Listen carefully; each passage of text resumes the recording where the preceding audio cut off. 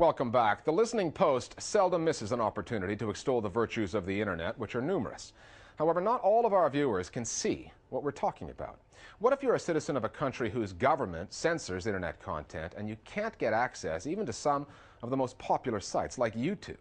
This week, a special report on how to get around those controls so you can see what your government doesn't want you to see. The Listening Post's Simon Ostrovsky now with a report that includes the names of the Western corporations helping the authorities to black out your access. Imagine a situation where you're trying to message a friend in your favorite chat program, but your chat buddy doesn't seem to be receiving some of your messages. If you're in the US or France or any other democracy, you might put the problem down to a bad connection or a glitch. But if you're located in one of the world's many authoritarian states that want total control of the internet, your chat browser could be recognizing banned, politically sensitive keywords and blocking your messages on purpose. In most countries, the rise of the World Wide Web has been seen as a force for good, giving people across the globe access to a seemingly bottomless pool of information. But in countries like China and Iran, which control television and the newspapers, the freedom of the internet is seen as a threat. Countries throughout Asia and the Middle East have done their best to increase controls on what internet users can and can't see. More recently, they've begun to use sophisticated technology, often provided by the same Western companies that gave us the great communications tools we use every day, to control what people say to each other. The governments are more and more skillful in not only repressing the freedom of information, but also following tapping into the communication and taking the evidence from this way. Wojtek Bogusz is an internet security specialist who works for Frontline Defenders. It's an organization that teaches activists how to get around censorship on the web. We do not have a golden bullet. We don't have a magic wand to just twist the situation completely for a human rights defender. It is a process of securing each step. There's no perfect solution for getting around net censorship. But luckily, Bogusz is not the only one looking for ways to circumvent the government controls. Groups like Frontline and the Sesawe Coalition are doing their best to proliferate technology that will allow ordinary users to get around the firewalls governments put in place to limit their citizens' access to information. In many countries, if you're trying to access a site deemed offensive by the authorities, you might come across a message like this, or like this, instead of the site you were looking for.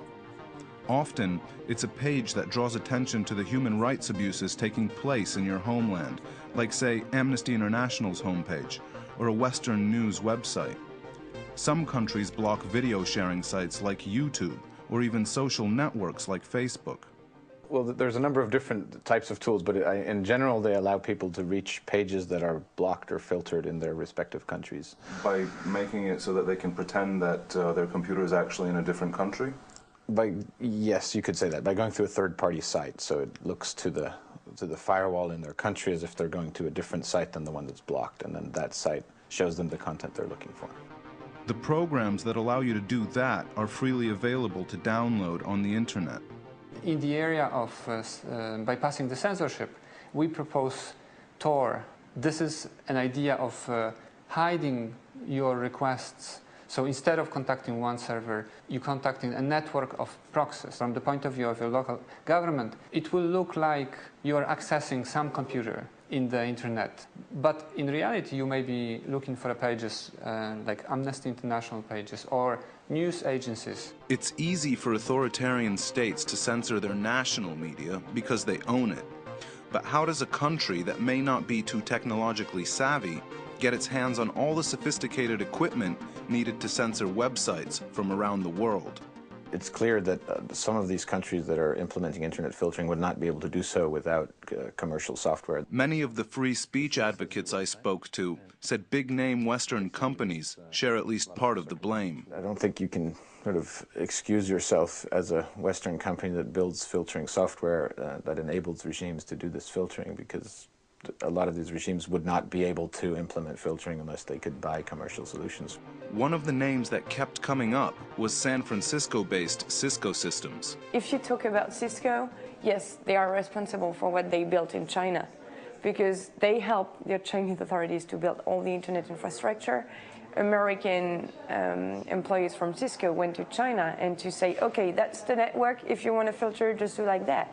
I mean, we condemn that totally. In its defense, Cisco told the Listening Post, Cisco does not in any way participate in the censorship of information by governments. Some countries have chosen as a matter of national policy to restrain or limit access to information on the internet to its citizens. Cisco has not specifically designed or marketed products for any government or any regional market to censor internet content from citizens. One of the line of defense is that, and they sell the equipment just to anybody, and they have no control whatsoever upon how this equipment will be used. But there are evidences that show that Cisco, for example, is cooperating to much greater extent with the Chinese government than just selling the normal off-the-shelf equipment.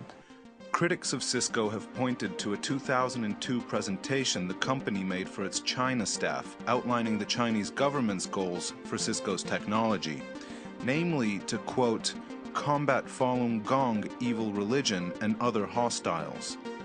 And the complicity of Western corporations doesn't end with supplying hardware to authoritarian states. They censor text messages in their instant messaging systems. But Google told us There's no truth at all in the accusation that we censor Google Talk messages in China. Google is never happy to self-censor content. but it acknowledged that it removed links from the search results on its Chinese search engine. Evidence has emerged that internet firms cooperate with authoritarian regimes more closely than previously imagined. In 2004, the Chinese journalist Xi Tao was imprisoned for posting government orders forbidding journalists to mark the anniversary of the Tiananmen Square uprising. Media reported the evidence used to track him down was provided by Yahoo. Xi's 10-year sentence ends in 2014. If I would be in their position, I would just try to avoid any business, commercial relationship with those governments, because this inevitably puts them into doubtful position. The Listening Post asked Yahoo if it was still its policy to supply the personal data of cyber dissidents to authoritarian regimes. But the company didn't respond to our specific question and gave us a general response, which included the statement that Yahoo advocated for the release of dissidents imprisoned for expressing their political views online.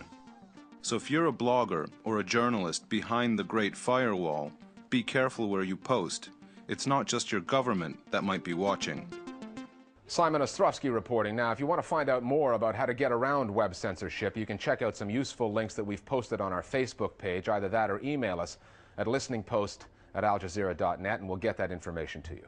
Time now for more Global Village Voices on how to beat governments who block access to the web. It would be a much more interesting approach to encourage technology companies, perhaps the same companies that produce filters, to also produce technologies that go around censorship, that could avoid blocks, that could access information, that could mask the origin of a dissident post. Of course, there should also be diplomatic efforts, international pressures on authoritarian regimes to allow an opening up of the internet. Finally, Twitter is one of the latest social networking crazes and therefore is beyond the comprehension of most people over the age of 30. It's clear to us here at the Listening Post that as a news delivery system providing instant on-the-ground updates via SMS texting, Twitter does represent a breakthrough. But what about all the other people who tweet all the time? What's the point of that? The people at Current TV threw together a little animation on Twitter that asks the same question. We're not sure if they came up with an answer, but we've made this look into the Twitter sphere our Internet Video of the Week. We'll see you next time at the Listening Post. Just got to work, sitting in my chair now. Anyone know any good apps for my iPhone? Craig, what are you doing? I'm Twittering. Did you get my tweets? I just tweeted all over the place. Uh-huh. What's Twitter? It's the latest social networking bloggy thingy. Yeah, I'm not interested. Damn it, Darren! You are a young, hip, tech-savvy 20-something, and I will not let you turn into my father! Come on!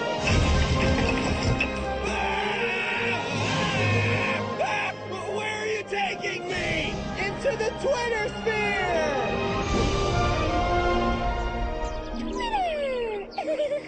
Whoa. With Twitter, you can tell everyone what you're doing or thinking at all times, no matter how trivial, mundane, or embarrassing. Watching TV with my cat. I forgot how much I like pickles. Why are you doing this? Because it's like I'm hanging out with my friends all the time. But if they were really your friends, wouldn't they call you personally to see how you're doing? None of you have any friends! You summoned the fail whale! Fail whale? It means we're disconnected. When we're disconnected, we can't Twitter. People! You do exist! You're addicts! You need help! You're right! We wasted our lives!